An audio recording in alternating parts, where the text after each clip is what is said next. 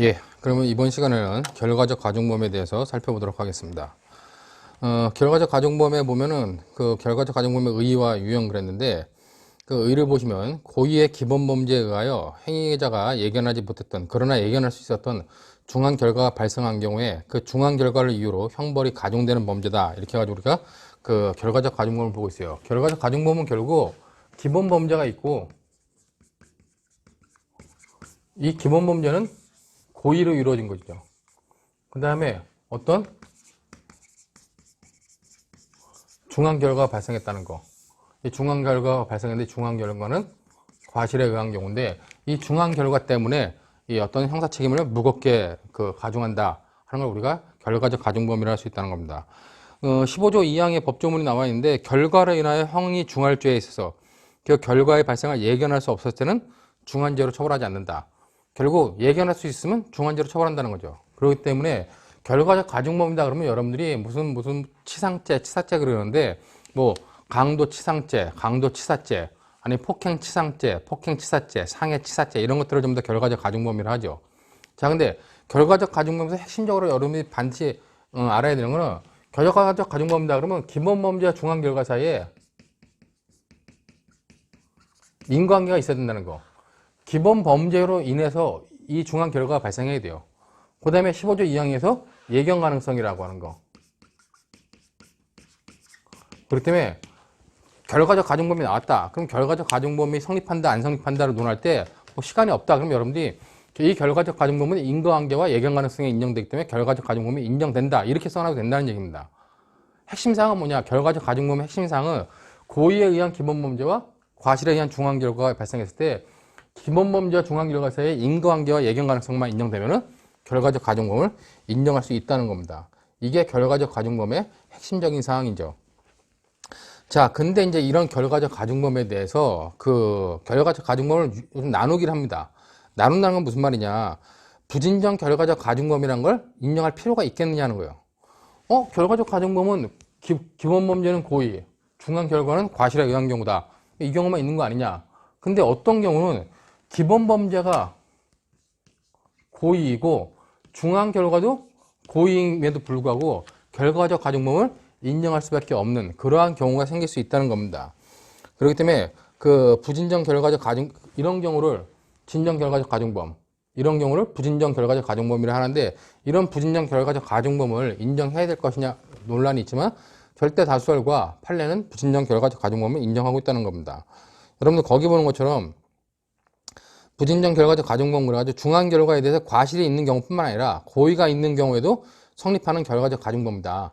뭐 치사죄 같은 경우는 현주건조물 방화 치사죄 같은 경우, 근데 치상죄 같은 경우는 현주건조물 방화 치상죄, 그다음에 뭐 음용수 혼독 치상죄, 현주건조물 일수 치상죄, 교통방해 치상죄, 특수공무 방해 치상죄가 있는데 시험에 그래도 좀 잘 나오는 거는 현주건조물 방화 치사죄, 치상죄, 그다음에 그 특수공무 집행 방해 치상죄 요 세 가지 정도의 범죄들은 여러분들이 잘 기억하셔야 될 것 같아요. 결과적 가중범에 대해서 부진정 결과적 가중범을 인정할 것이냐라는 것은 부정하는 견해, 긍정하는 견해가 있는데 긍정하는 견해가 다수설이고 판례에도 긍정한다. 왜냐면은 자 기본 범죄가 만약에 고의고 중한 결과가 과실이에요. 자 그러면 현주건조물 방화 치사죄 같은 경우를 보도록 하겠습니다. 자 현주건조물 방화 치사죄는 뭡니까? 현주건조물 방화 치사죄는 사형 무기 5년, 7년 이상의 징역입니다. 자 근데 불을 질러가지고 사람을 죽게 만들었어요. 그럼 현주건조물 방화 치사죄로 처벌받습니다. 사형 무기 7년 이상. 근데 사람을 죽일 목적으로 건물에다 불을 질렀어요. 그래서 사람이 죽었습니다. 자, 그러면은 그때 만약에 이때 여기에 고의를 인정하지 않는다면 현주건조물 방화 치사죄가 성립하지 않죠. 사람을 죽일 고의였으니까 이것이 사망의 결과가 고의였으니까 현주건조물 방화 치사죄가 성립하지 않고 그때는 현주건조물 방화죄와 그다음에 살인죄에 실제 경합이 된다는 겁니다. 상상 경합이 된다는 거죠. 그러면 결국 어떡하냐? 결국 현주건조물 방화 치사죄 사형 무기징역 7년 이상의 형보다 살인죄와 현주건조물 방화죄의 결합범인 경우보다 그 실체적 경합, 상상적 경합인 경우보다 이 과실범이 더 무겁게 되는 그런 불합리한 점이 생긴다는 겁니다. 그렇기 때문에 그런 이유 때문에 부진정 결과적 가중범은 인정하는 것이 학설 다수설이자 판례 입장이다. 그렇게 여러분들이 이해하실 수 있으면 될 것 같아요. 거기 소결도 보시면은 입법자는 결과적 가중범의 최소한의 성립 요건으로 중한 결과에 대한 예견 가능성을 인정하는 것이다. 최소한 중한 결과에 대한 예견 가능성만 있으면 인정한다는 겁니다. 그렇기 때문에 이런 고의의 범죄를 부진정 결과적 가중범으로 인정하더라도 뭐 문제가 없다는 겁니다. 그리고 형의 불균형을 위해서 반드시 인정해야 된다 하는 것이 기본적인 입장이다. 이렇게 여러분들이 보시면 될 것 같아요. 자, 문제는 이제 부진정 결과적 가중범 관련돼 가지고 그럼 부진정 결과적 가중범이 인정될 때 고의의 기본 범죄도 독자적으로 성립을 해요. 그럼 부진정 결과적 가중범과 고의범의 관계를 어떻게 해결할 것이냐는 문제가 발생한다는 겁니다. 즉 거기 본 것처럼 부진정 결과적 가중범과 중한 결과에 대한 고의범의 죄수 관계에 대해서는 견해의 대립이 있다래요. 즉 상상적 경합설을 펴는 경우도 있고 부진정 결과적 가중범만 성립한다. 이중평가는 안 되기 때문에 그렇게 보는 견해가 있는데 실제로 학설사적으로는 그 상상적 경합설이 상상 경합설보다 부진정 결과적 가중범설 뭐 하나로만 본다. 이렇게 보는 것이 뭐 하나의 행위에 대해 이중평가하는 것은 안 된다는 입장에 타당할 수도 있습니다. 근데 판례는 이걸 좀 나눠서 봐요. 판례는 부진정 결과적 가중범에 있어서 이것은 이제 부진정 결과적 가중범이라고 했을 때 부진정 가중범과 고의의 기본 문제를 비교를 합니다. 이건 이제 순수하게 판례 입장이에요. 순수하게 판례 입장이라서 부진정 결과적 가중범과 고의의 기본 범죄를 비교해가지고 고의의 기본 범죄가 높은 경우, 이렇게 높은 경우, 이때는 양자의 상상적 경합을 인정합니다. 그러나 부진적 결과적 가중범의 형이 높거나 둘이 같은 경우보다 이때는 법조 경합의 흡수 관계로만 봐가지고 결국 이것만 성립한다. 얘만 성립하고 얘는 성립하지 않는 것을 본다는 얘기입니다. 상상 경합은 성립하고 성립하지만 상상력 경합으로 처리하기 때문에 이쪽 범죄로 처벌되겠죠. 그런 의미로 여러분들이 좀 생각을 해두시면 될 것 같습니다. 자, 거기 보는 것처럼 자 이제 박스를 미리 정리를 해놨죠. 부진정 결과적 가중범과 고의범을 비교해가지고 부진정 결과적 가중범이 큰 경우 그럴 때는 부진정 결과적 가중범만 성립한다. 법조 경합에서 이제 흡수관계다. 그래가지고 이제 제가 예를 들어놓은 것 중에 하나가 자 첫 번째 예를 든 것이 특수상해죄와 그다음에 특수공무방해 치상죄예요. 자 직무집행 중인 공무원한테 특수자가 묻는 건 뭡니까? 특수자가 묻는 거는 단체 또는 다중의 위력을 보이거나 아니면 위험한 물건을 휴대하고 그 방해해가지고 상해의 결과를 발생시키는 거죠. 자, 그렇기 때문에 공무집행 중인 공무원한테 뭐 유리병 가지고 공무집행 중인 공무원의 얼굴을 때렸어요. 얼굴을 때렸다는 건 고의로 때렸다는 거죠. 그래가지고 상해의 결과를 발생시켰습니다. 그럼 뭐가 되냐? 특수공무방해 치상죄가 성립한다는 거예요. 특수공무방해 치상죄는 부진정 결과적 가중범이라고 했지 아까요. 부진정 결과적 가중범이기 때문에 그 상해의 결과에 대해서 과실이 있는 경우뿐만 아니라 고의가 있는 경우까지 포함시킨다는 겁니다. 즉 부진정 결과적 가중범으로 특수공무방해 치상죄가 성립한다. 그러면 특수공무방해 치상죄는 기본적으로 법정형이 3년 이상의 유기징역입니다. 자, 근데 이미 위험한 물건을 가지고 사람의 얼굴을 때렸다는 건 뭡니까? 그건 고의범에 또 해당하잖아요. 어떤 고의범? 특수상해죄. 그렇기 때문에 여기 고의의 기본범죄로는 특수상해죄가 성립한다는 거죠. 자, 특수상해죄는 뭡니까? 1년 이상 10년 이하죠. 자, 어떤 것의 법정형이 높습니까? 이쪽의 법정형이 높겠죠. 자, 그러므로 판례에 의하면 특수공무방해치상죄랑 특수상해죄가 경합한다. 그러면 그때는 얘만 성립한다는 거죠. 이건 일로 흡수돼 버린다. 그렇게 여러분들이 이해해 두시면 될 것 같습니다. 자, 그 반면에 이제 특수공무방해치상죄랑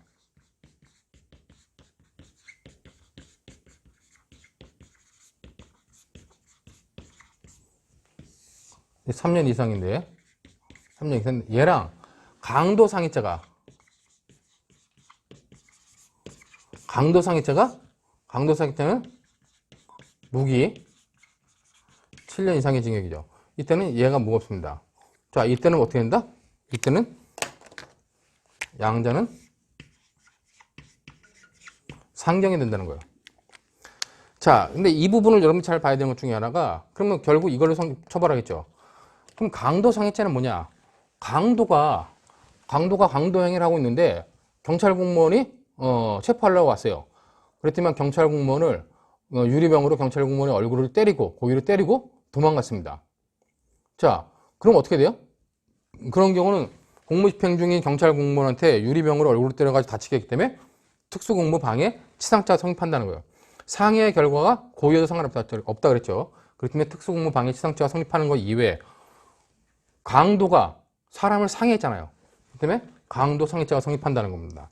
그러므로 양죄가 성립하고 이렇게 해가지고 강도상해죄가 강도치상죄, 강도상해죄가 성립한다는 거죠. 자, 중요한 거는 여러분들이 이미 강론을 배울 때 절도죄를 배웠습니다. 절도가 체포나 아니면 재물 탈환을 항거하거나 아니면 죄적을 인멸할 목적으로 폭행하고 협박을 하면 어떻게 돼요? 준강도가 되죠. 그 준강도가 폭행 협박으로 인해서 사람한테 상해를 입히게 되면 어떻게 됩니까? 그거는 강도치상이나 강도상해로 갈 수 있다는 겁니다. 자, 그렇기 때문에 여러분들이 이걸 여기 부분을 잘 봐야 되는 것 중에 하나가, 만약에 절도가 만약에 절도와 관련돼 가지고 절도가 준강도가 되고 준강도가 강도상해로 왔다면 그때는 강도상해죄와 특수공무집행방해죄에 관련된 내용이 비교가 된다는 겁니다. 즉, 절도를 하고 있는 와중에 경찰 공무원이 체포하려고 그래요. 체포하려고 그러면 어떻게 해요? 체포하려고 하는데 경찰 공무원을 때렸다. 때리면 체포는 멘탈한 목적으로 절도가 준강도가 되고 경찰 공무원의 얼굴이 다쳤다 그러면 어떻게 해요? 그때는 강도상해죄가 되고 특수공무집행방해치상죄가 되는 겁니다. 근데 절도를 하고 있는데 경찰 공무원이 얘를 갖다가 잡으러 왔어요. 잡으러 왔는데 놓쳤습니다. 그러니까 절도가 도망가 버렸어요. 저걸로. 도망가 버리면 어떻게 해요? 절도가 끝났기 때문에 준강도로 가진 않죠. 도망가고 있다가 한참 뒤에 경찰 공무원이 다시 편의점에서 그 절도했던 사람을 만났어요. 그래가지고 그때 체포를 해가지고 잡았습니다. 체포해서 잡으려는 순간, 그 순간에 유리병으로 경찰 공무원의 얼굴이 때렸다 그러면 어떻게 됩니까? 그는 절도의 기회에 때린 것이 아니기 때문에 그냥 특수상해죄가 되고, 그때는 특수상해죄와 특수공무방해치상죄를 비교하는 상황이 된다는 겁니다. 그렇기 때문에 이런 문제들, 부진정 결과적 가중범과 고의의 기본 문제를 내가지고 절도, 준강도, 강도상해로 갈 때, 절도가 준강도로 가지 않았을 때는 그냥 특수상해죄로 간다. 그런 것들을 여러분들이 정리를 해가지고 좀 봐두셔야 됩니다. 이 문제가 변시 1회, 2회에 그 결과적 가중범 관련된 죄수 문제로서 상당히 많이 나왔던 문제이기 때문에 이런 부분까지 체크해 두시고, 제가 박스에다가 그 49페이지 박스에 보면은 마지막에 예를 하나 더 추가했어요. 강도가 살인을 하려고 강도가 살인을 했습니다. 근데 살인을 하면서 현주건조물에다가 불을 질렀어요. 그래서 사람을 죽였습니다. 그러면 강도 살인죄와 현주건조물 방화치사죄 성립하겠죠. 그때 판례는 어떻게 본다? 판례는 상상력 경합으로 처리한다. 그런 의미로 여러분들이 결과적 가중범의 핵심적인 내용들을 그렇게 정리해가지고 체크해 두시면 될 것 같습니다. 그다음에 결과적 가중범은 이렇게 인과관계와 예견 가능성이 있어야 된다는 거 두 가지만 정확히 이해해 두시고, 결과적 가중범에서는 부진정 결과적 가중범을 인정하는 것이 타당하고 인정한다면은 이런 고의의 기본 범죄와 이 죄수 문제가 항상 논란이 되기 때문에 이런 부분까지도 여러분들이 좀 정리해 두실 필요가 있다라고 판단이 됩니다. 관련돼 가지고 그런 그 마지막 판례가 50페이지에 나와 있고, 결과적 가중범의 성립 요건 나오는데,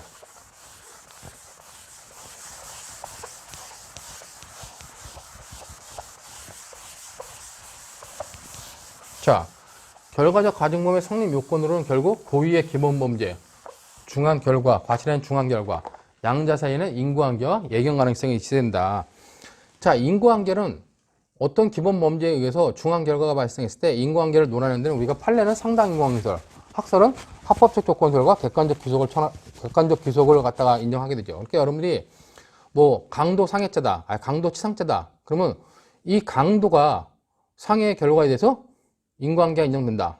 그 다음에 예견 가능성이 인정되냐 관련돼가지고 예견 가능성은 인정된다. 그래가지고 결과적 가중범을 대부분 인정하면 된다는 얘기예요. 그게 무슨 말이냐. 그 인과관계는 상당 인과관계에서는 판례지만은 합법적 조건들과 객관적 귀속 관련돼가지고는 결국 그 판단을 해야 될 거 아니에요. 객관적 귀속이 있느냐 없느냐.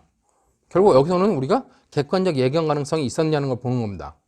이 판례에서는 학설이 말하고 있는 객관적 귀속에 있어서의 객관적 예견 가능성이라고 하는 것은 사후적으로 행위자가 인식할 수 있었냐는 겁니다. 그 기본범죄란 행위자가. 그 다음에 밑에 있는 예견 가능성은 뭐다? 이 인과관계에서의 객관적 척도에서 객관적 예견 가능성은 나오기 때문에 이때 예견 가능성은 바로 주관적 예견 가능성이다. 근데 이제 판례가 어떻게 판단하냐? 판례가 뒤에 보시면 알겠지만 판례는 결과적 가중범에서 대부분의 예견 가능성을 거의 인정을 해요.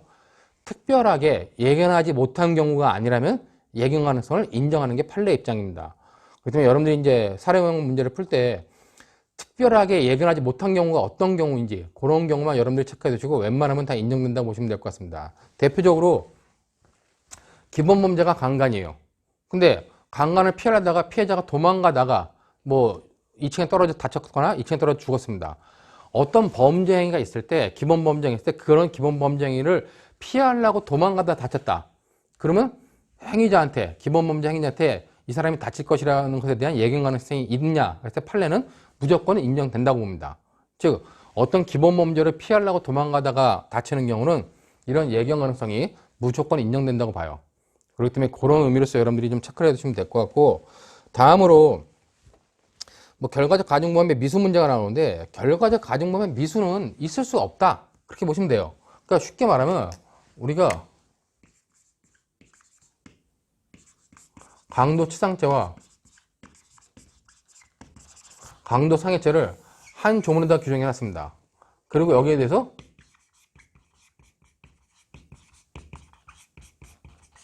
미수범 처벌하고 있어요. 자, 이러다 보니까 강도상해죄 얘는 결합범죄잖아. 강도하고 상해, 강도가 미수에 그치든 상해가 미수에 그치든 결합범에서는 미수범 처벌 가능하다. 얘는 이건 당연히 적용된다는 거예요. 당연히 적용되죠. 강도치상 이건 결과적 가중범이잖아요. 그럼 여기도 적용되는 거 아니냐? 적용돼야 된다고 하는 견해가 있습니다. 그러나 이런 결과적 가중범에는 적용되지 않는다. 이렇게 보는 것이 판례의 입장이다. 절대 다수설의 입장이다. 그렇기 때문에 여러분도 거기 뭐 결과적 가중범 미수 그래가지고 고의결합의 미수 문제 가지고 여기는 당연히 적용된다는 거예요. 그럼 이런데 이 법조문이 이렇게 있는데 여기 적용돼야 되는 거 아니냐? 근데 적용되지 않는다. 이 강도치상뿐만 아니라 그것이 진정 결과적 가중범이든 아니면 부진정 결과적 가중범이든 상관없이 부정하고 있는 것이 판례의 입장이다. 그렇게 여러분들이 보시면 될 것 같습니다. 그렇기 때문에 결과적 가중범의 미수는 뭐 크게 논할 필요가 없는데 2019년도 작년에 모의고사 문제에 뭐 S대학의 이모 교수가 낸 것 같은데 그 이상한 문제들을 내가지고 결과적 가중범의 미수를 인정할 수 있게 미수를 변호사 입장에서 주장해봐라 하는데 그런 특이한 문제들은 본 시험에 거의 나올 가능성이 없다. 이렇게 여러분들이 받으시면 될 것 같습니다. 그 다음에 결과적 가중범의 공동정범이 인정될 것이냐 했을 때는 과실범의 공동정범이 인정되기 때문에 중한 결과에 대한 공동이 인정된다. 공동정범이. 과실범의 공동정범이 인정된다. 그래가지고 기본적으로 판례 입장에서도 과실범의 공동정범을 인정하듯이 결과적 가중범의 공동정범도 인정하는 것이 판례의 입장이다. 그런 내용만 여러분들이 잘 정리해 두시면 될 것 같아요. 자, 이제 마지막에 박스 하나가 나오는데 그 박스를 보시면은 주의해가지고 결합범의 공동정범 나와요. 즉, 강도 상해와 강도 살인 행위를 합니다. 거기 보는 것처럼 고의와 고의의 결합범인 경우에는 고의를 가지고 직접 행위한 가담죄에 대해서는 강도 상해와 강도 살인죄가 인정되는데 의문이 없다는 거예요. 이게 무슨 말이냐? 행위자가 갑이 있는데 강도 살인죄를 저지르든 아니면 강도 상해죄를 저질렀어요. 자, 그럼 이건 결합범죄야. 강도하고 살인죄, 강도하고 상해죄가 결합한 거죠. 자, 얘는 강도에 대해서 고의가 있고 살인에 대해서 고의가 있었습니다. 강도에 고의가 있었고 상해에서 고의가 있어요. 그럼 얘는 뭐예요? 얘는 강도 살인죄나 강도 상해죄를 처벌하는 거예요. 근데 얘하고 을이 공모를 했어요. 공모를 했는데 강도에 대해서만 공모했습니다. 근데 살인의 결과까지 발생했다. 그러면 얘는 어떤 죄책을 져야 되냐? 을은 이거 관련돼 가지고 을은 공모를 했다면 강도 살인죄의 공동정범이 아니라 이때는 뭐예요? 을은 강도 치사죄의 공동정범이 된다는 거죠. 이거는 결국 강도 치상죄의 공동정범이 돼야 된다는 겁니다. 그렇기 때문에 그 박스에 있는 주의라고 하는 내용은 이 내용이니까 이 내용을 여러분들이 잘 기억해 놓으시기 바라겠습니다. 근데 뭐 판례가 갑이 강도 살인죄일 때 얘한테 강도치사죄 공동정범을 성립하는 게 이론적으로 맞습니다. 그리고 이렇게 판례가 보는 판례도 있어요. 근데 또 일부 판례들은 그냥 이렇게 세부적으로 정리 안 하고 갑과 을이 강도로 공모했는데 사람 죽였다. 그럼 강도살인죄, 얘는 강도살인죄 공동정범, 둘을 그냥 강도살인죄 공동정범으로 보는 경우도 있습니다. 그런 특이한 판례도 있는데 아직 명확하게 판례가 정리된 건 아니지만 이론적으로는 기본적으로 이 정도로 정리된다. 그렇게 보시면 될 것 같아요. 그렇기 때문에 두 번째 문단에 있는 것처럼 중한 결과 발생에 대하여 관여하지 않은 다른 가담자의 죄책에 관한 한 그에게 중한 결과에 대한 예견 가능성이 있는 경우에는 결합범의 공동정범이 아니라 결과적 가중범의 공동정범이 성립한다. 이 살인에 대해서 얘가 고의가 없었다면 단 예견 가능성만 있었다면 강도치사죄의 공동정범으로 보는 것이 타당하다 그러고 그 판례가 그 대표적인 판례가 있으니까 그 판례를 여러분들이 정리해 두시면 될 것 같습니다.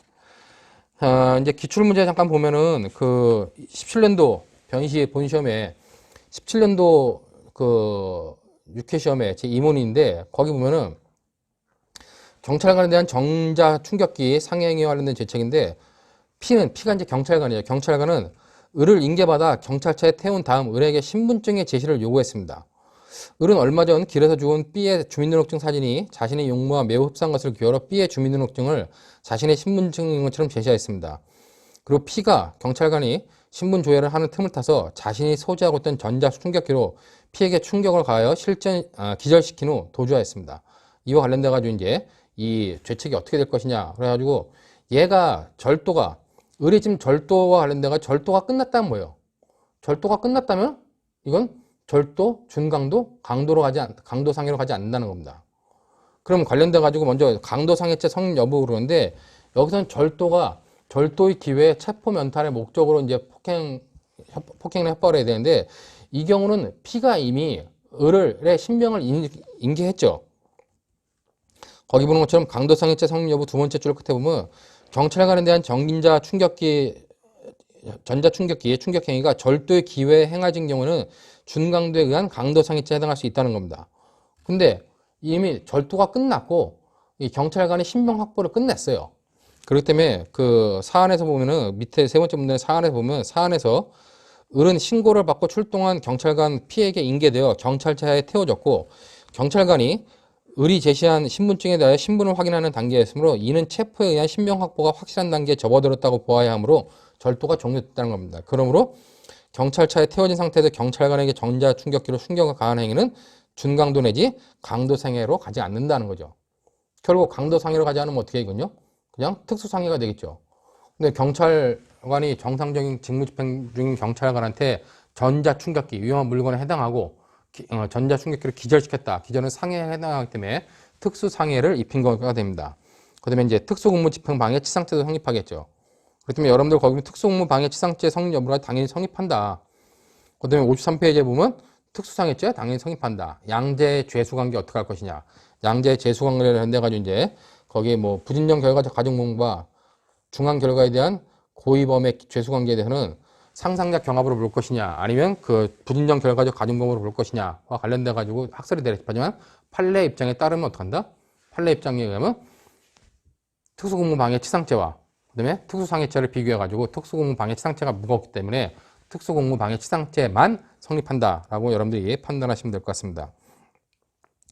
그다음에 이제 뭐 16년도 변시에 그 강간을 하다가 상해를 입힌 행위와 관련돼 가지고 그 성폭법상의 특수강간치상죄 성립 여부가 나오는데 성폭법상의 특수강간 미수가 인정되는 거 이외에 53페이지 이외에 여러분들 거기 보면은 그 다음 페이지에 보면은 결과적 가중범으로 얘네가 이제 여기 보면은 53페이지 보면 갑과 을은 케이스를 잠깐 읽어보면 갑과 을은 공원을 배회하던 중 혼자 걸어가던 여성 A를 함께 강간하기로 모의하고 A를 으슥한 곳으로 끌고 간 다음 을이 망을 보고 있는 사이 갑은 A를 세게 밀어 바닥에 넘어뜨리고 A 위에 올라타 수차례 뺨을 때리면서 옷을 벗기려고 하였다.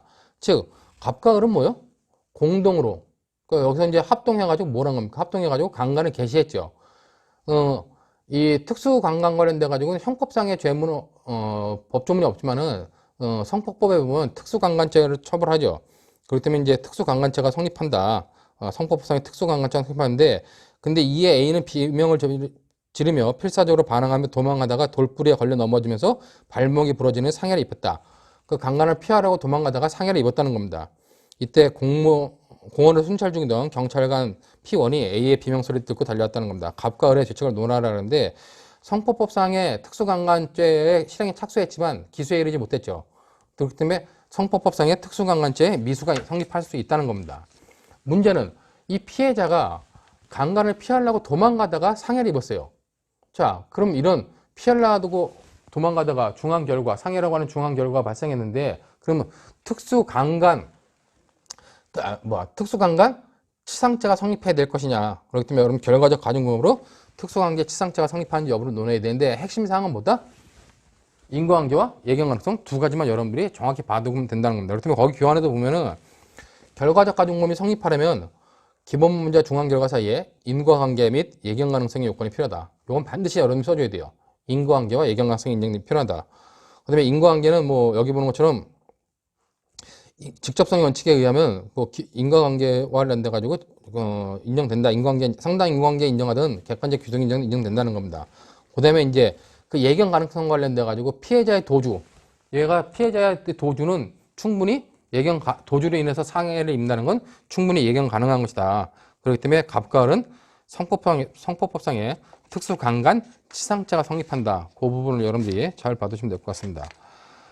그 다음에 이제 15년도 변시 사회 이문은 갑과 을은 후배인 병을 지속적으로 괴롭혀왔는데, 그 갑과 을은 함께 V의 자취방에서 V를 구타하다 사망에 이르렀어요. 이게 이제 그 사망에 이르니까 갑의 변호인은 상해치사죄 공동정범의 성립을 부정하고 상해죄의 죄책만 인정하라고 한다는 겁니다. 결국 이 갑의 변호인 입장에서 그 논거를 서술하시려 했는데, 이건 결국은 뭐냐.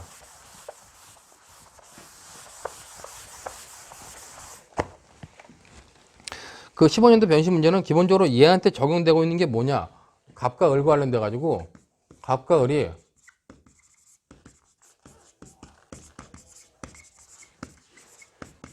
상해치사죄 공동정범으로 이제 기소된 거죠.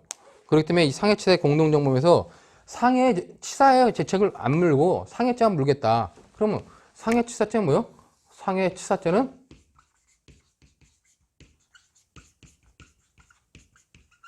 결과적 가중범 아닙니까? 그럼 결과적 가중범은 아까 봤듯이 인과관계가 인정되고 예견 가능성이 인정돼야 된다. 그렇기 때문에 관련돼 가지고 이 갑의 변호사 입장에서는 뭘 부정해야 되냐?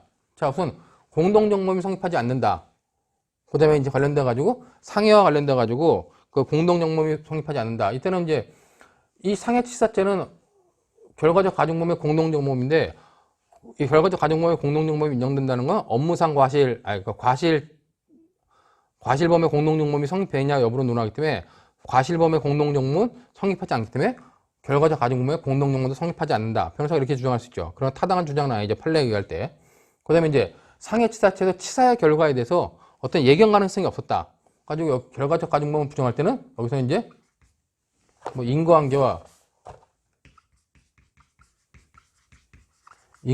예견 가능성 중에서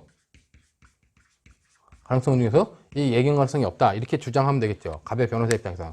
그렇기 때문에 그렇게 두 개로 인정한다면 상해치사죄에서 치사에 대해서 책임이 없고 공동정범이 성립하지 않는다. 두 가지 방향으로 주장해가지고 판단할 수 있다는 겁니다.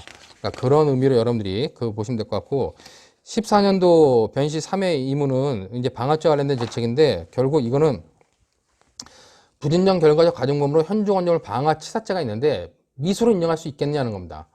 이거는 문제 현중원점을 방화치사죄에 대한 미수범 철벽 인정이 없으므로 미수는 성립할 수 없다. 그런 입장이기 때문에 그런 것들만 여러분들이 받으시면 될 것 같아요.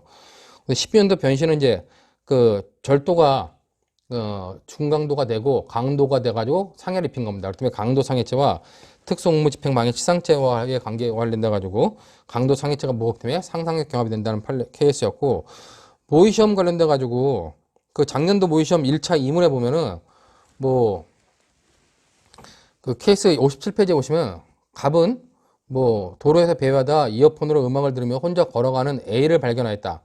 갑은 같은 날 뭐 3시경 직장 기숙사 관리인 B의 방에서 사용하고 돌려줄 생각으로 가져온 흑갈색의 가발을 착용한 채 10m 정도 떨어진 상태에서 몰래 A를 천천히 뒤따라갔다.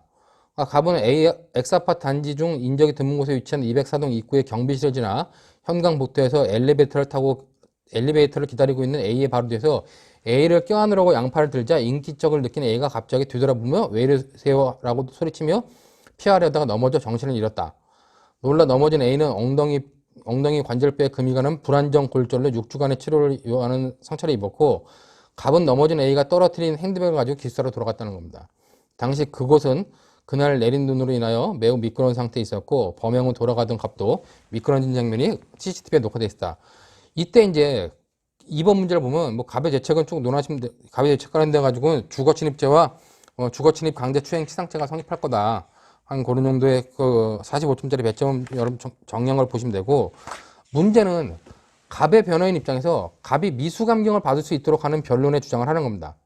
자, 결국 강제추행 치상죄가 성립한다는 거죠. 주거침입 강제추행 치상죄. 근데 미수와 관련돼 가지고 이 미수범에 관련된 것들을 미수감경을 받을 수 있도록 하는 변론을 하라는 거는 결과적 가중범인 그 주거침입 강제추행 치상죄와 관련돼 가지고 결과적 가중범의 미수를 논해보라는 겁니다. 여러분들 교과서 59페이지에 보면은 결과적 가중범의 미수를 주장하고 가능성 논거를 제시하는 건데, 결과적 가중범의 미수와 관련돼 가지고는 그 뭐 아까 교환해서 봤던 것처럼 학설사적으로 뭐 결과적 가중범의 미수를 인정하는 거에 대해서 뭐 진정 결과적 가중범, 부진정 결과적 나누기도 하지만은 실제로 긍정하는 견해도 있지만 판례는 다수는 부정한다. 근데 이제 변호사가 이게 이제 15점짜리인데 변호사의 주장은 그렇다는 겁니다.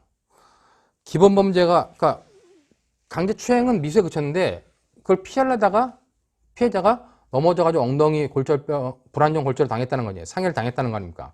그렇기 때문에 강제추행 치상죄가 성립하는 건데, 강제추행죄가 미수에 그쳤기 때문에 변호인 주장 입장에서는 기본범죄가 미수에 그쳤을 경우에는 기본범죄가 기수에 달한 경우와 과실불법의 면에서 차이가 있고, 그다음에 차이가 있다는 건 이제 이론적으로 결과적 가중범의 미수를 이렇게 주장할 수 있고, 현행법상 현주 건조물 일수 치상죄에 대해서 미수범 처벌 규정이 있다. 그렇게 그 현행법상 일수 건조물 치상죄에 대해서도 미수범 처벌 규정이 있기 때문에 그 뭐 결과적 가중범의 미수를 인정하여 기수보다 감경해야 된다. 그런 것들을 주장할 수 있다는 거죠. 자, 근데 중요한 건 뭐냐? 부진정 결과적 가중범의 미수를 인정하든 뭐든 기본적으로 이렇게 주장할 수 있는데 학설과 다수의 입장에서는 그것이 아니라는 겁니다. 근데 이제 이 사안은 특이한 거죠.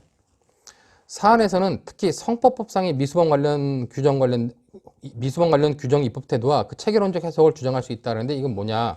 이렇게 여기서 이제 변호인 주장은 이론적 관점에서 결과적 가중범의 미수를 인정하는 소수설적 견해를 주장할 수도 있고, 근데 성법법상에 관련돼 가지고 형법상으로는 301조 강간는 치상죄는 297조 내지 300조 미수범의 결과적 가중범을 처벌하고 있다는 겁니다. 그러니까 형법상에서는 성범죄와 관련돼 가지고 뭐 강간과 관련돼 쭉 해놓고 나중에 미수범까지 처벌을 해요.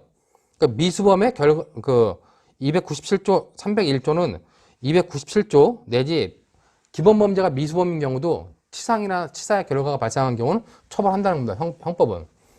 근데 성폭법은 어떠냐? 성폭력처벌법은 15조에서 미수범을 처벌하는데 15조는 3조 1항 및 8조의 미수범을 처벌하고 있으므로 주거침입 강간치상죄의 미수를 주장할 수 있다는 거예요.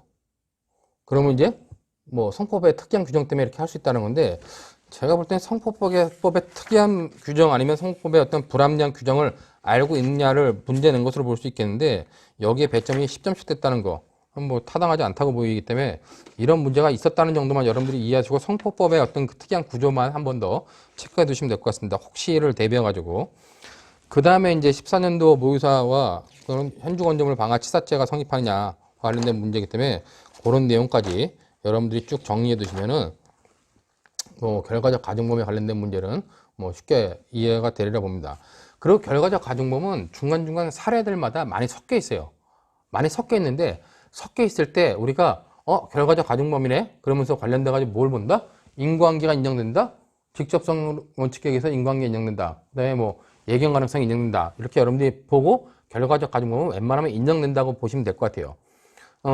뒤에 사례가 나오겠지만은 예견 가능성이 부정되는 경우는 별로 없다는 겁니다. 특히 판례는 특별히 중한 결과에 대해서 예견을 할 수 있는 경우가 아닌 한 예견 가능성을 인정하는 게 판례 입장이죠. 그러니까 판례는 기본적으로 기본 범죄가 있었다면 중한 결과는 예견할 수 있다고 봐요, 전제를. 그래갖고 예견할 수가 없는 경우라가 특별한 거다. 그 특별한 경우는 실제로 변호사들 보러 입증해 보라는 거죠.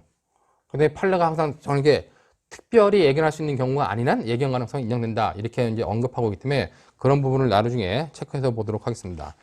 자, 이렇게 가지고 오늘까지 구성요건론에 관련된 강의들을 주요 논점들을 다 봤고, 다음 시간부터는 이제 위법성과 관련된 논점에 대해서 좀 살펴보도록 하겠습니다. 예, 수고하셨습니다.